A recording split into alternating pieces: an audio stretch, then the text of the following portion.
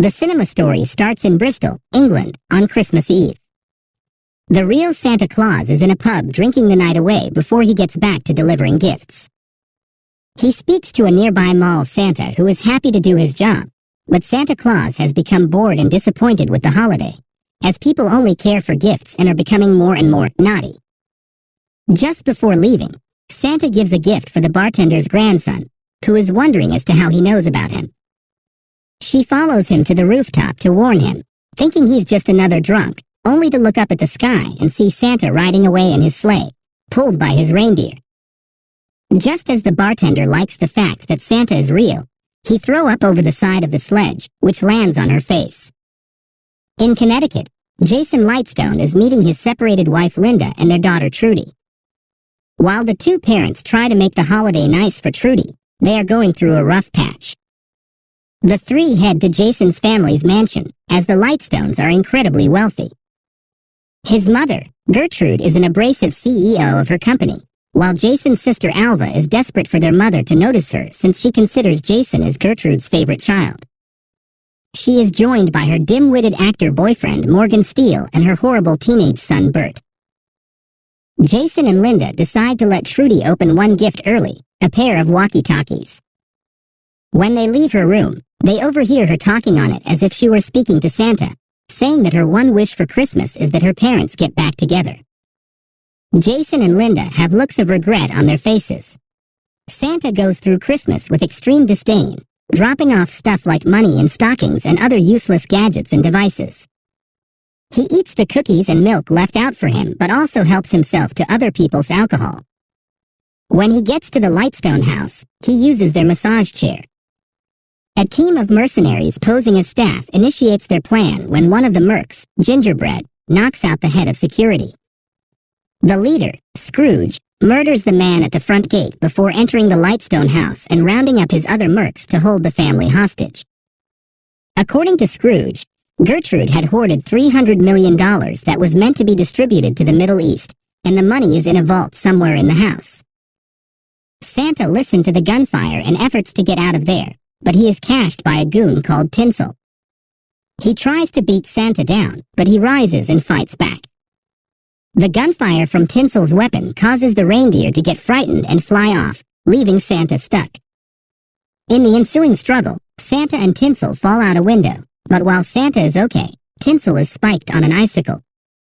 Since Santa doesn't have enough Christmas magic to get him out of there, another merc, Frosty, comes across Santa when he makes it back into the house.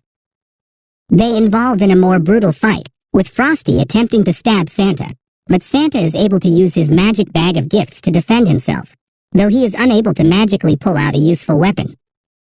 Santa takes the star from the Christmas tree and gridlocks it into Frosty's eye, then plugs it into an outlet so that the star electrocutes Frosty and sets his head on fire. Trudy then speaks on the walkie-talkie, as Santa picked up the other one in a try to call for help. When she asks for his help, Santa decides to stick around. Santa goes to the front gate and discovers the operator dead. When Scrooge attempts to check in with his mercs, Santa answers Frosty's walkie and informs Scrooge that Frosty is dead, and the rest of them will be soon as well. Scrooge sends his guys to search for Santa while also teasing the Lightstones. He has his henchwoman Candy Cane torment Jason by breaking one of his fingers using a nutcracker, and then goes to use a bigger nutcracker for its more literal purpose. Before they can hurt Jason further, Trudy steps in to yell at the villains, claiming Santa is there to help them, until Jason says her there's no such thing as Santa and that parents put Christmas gifts under trees and say they're from him. Trudy runs away crying and hides in the attic while the goons go after her. She talks to Santa again on the walkie-talkie, and he verifies he's the real deal by recounting the various gifts she had asked for over the years, bring back her faith in the man. When she mentions the bad guys, Santa looks at his naughty list and sees all their names on there while confirming to Trudy that she has always been on the nice list. Scrooge continues to mess with the family by having the adults give Gertrude her gifts. Morgan presents a business proposal to boost his career, which Gertrude clearly has zero interest in, while Alva gives her a framed picture of the day she was born, which Gertrude also shows little care for. They then take Jason's gift, which is a bottle of whiskey and a note that he doesn't want Gertrude to see. She reads it but then declares whatever is on it can stay between the two of them. Santa finds candy cane and attempts to knock her out, only for a toy Santa to activate and blow his cover. She alerts Scrooge, who goes with gingerbread to find Santa, who is under the attic. The villains knock him out and tie him up, demanding to know who he really is. Santa then drops the villains' real names. Scrooge is Jimmy, gingerbread is Bjorn, candy cane is Kira, and the things they asked for when they were kids. Scrooge tells his hatred for Christmas because his family couldn't have enough money to celebrate it when his father got laid off, and he tried to steal gifts from a neighbor's house and ended up frightening their grandfather, causing the man to fall down the stairs and break his neck. From the attic, Trudy creates a diversion by using styrofoam through the vents to create fake snow, briefly causing the villains to believe in Santa and giving him a chance to use his magic to shoot himself up the chimney to escape. Morgan attempts to escape by jumping out the window. This happens just as Gertrude's extraction team arrives to rescue the family. Unfortunately, Morgan hears they're working with Scrooge after the leader, Commander Thorpe, commands his men to kill him. Scrooge talks to Thorpe and warns him about Santa, and Santa then sees more bad guys' names pop up on the naughty list, meaning he has more work to do. While Santa is calculating his next move, he talks to Trudy about who he used to be. Centuries earlier, he was a vicious Viking warrior called Nick-Ammon the Red, and he used his mighty hammer Skullcrusher to demolish his enemies. While he has since tried to abandon his murderous instincts, Trudy inspires him to put those skills to good use. Just as the extraction team begins to storm the house, Santa discovers a nearby sledgehammer in the basement and begins to defeat the goons, and also uses a sharpened candy cane as a shiv against the villains. Thank you for watching this video. Subscribe our channel, like and hit your comments. Scrooge and Thorpe go under the house to catch that Gertrude's vault has been emptied out. Furious, they go to threaten Gertrude and hold Linda at gunpoint until someone speaks up. This forces Jason to stand up and confess that he stole the money and then tried to make off with Linda and Trudy for a better life and to distance himself from the rest of his family. That's what he wrote on the note to Gertrude, hoping she would see it the next morning before realizing what he did.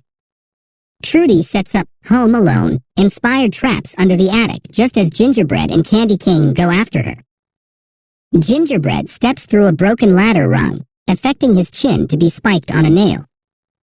Candy Cane efforts to get ahead of him by climbing over him, and she manages to see most of Trudy's traps coming, though the girl still hits her with a few bowling balls.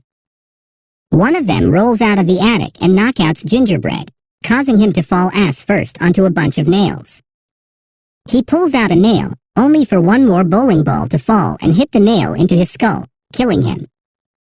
Candy Cane goes for Trudy, then Santa arrives and breaks her brains in before saving Trudy.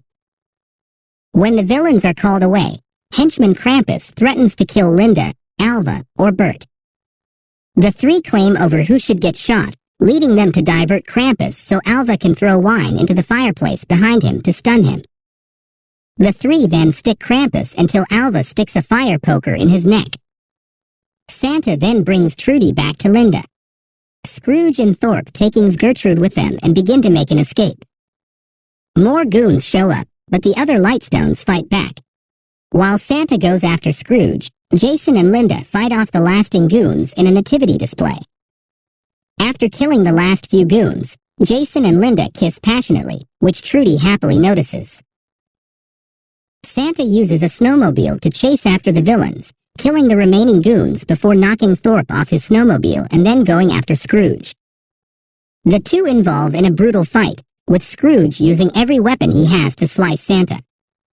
He then finds the naughty list and sees his name on there, finally resounding him that this really is Santa Claus. Scrooge says that killing him will mean the end of Christmas, but since Scrooge now believes, this gives Santa enough magic to go up a nearby chimney, dragging Scrooge with him and causing his body to get crushed on the way up, shooting masses of Scrooge out the top. Just as Santa feels victorious, Thorpe shoots him 4 times and prepares to kill him, then Gertrude, who took a nearby gun, shoot Thorpe's head. The other Lightstones arrive and try to help Santa.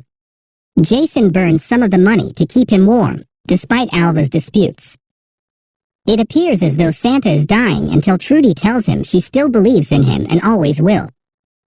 Linda then says she believes because Santa saved their family, and Jason follows. Bert, Gertrude, and Alva all begrudgingly join in, allowing Santa to be revitalized. Santa thanks the Lightstones, who return the thankfulness, and he sees the reindeer returning with his sleigh, along with the original Skullcrusher, with a note from Mrs. Claus. Santa offers the Lightstones farewell and flies off into the night to continue his Christmas duties. Thank you for watching this video. Subscribe our channel, share, like and hit your comments. Select your favorite playlist to watch movies.